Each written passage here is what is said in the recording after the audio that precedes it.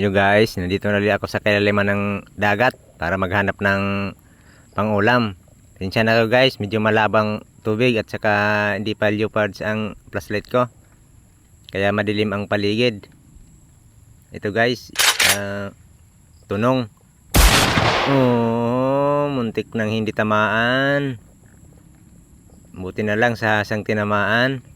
Yun guys, nakuha ko rin yun. Pwede na yung pang prito. Pandrodagdag na rin sa ulam. Ito pa. Meron pa dito. Dilim talaga guys. Oh, timbungan guys.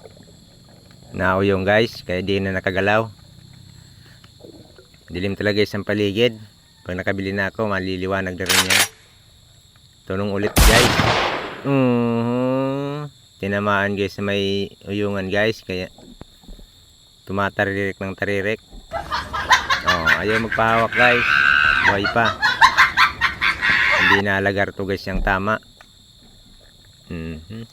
Yan, sayaw ng sayaw. Nahuli ko rin yun. Guys, meron pa dito guys. Nasa bukas guys. Yan, mungit. Tawagin dito sa amin.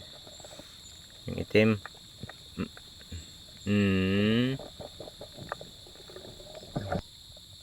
Mataba din nito guys, big print nito guys.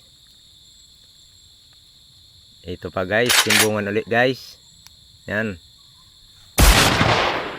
Oh, hitik na naman.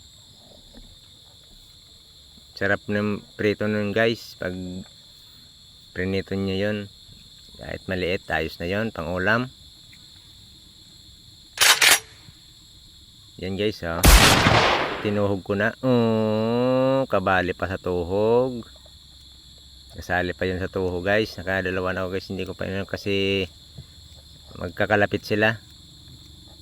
Tatlo yun. Dito pa yung isa. Yan, oh. Oh, buti na lang. Buti na lang sa uyungan tumama.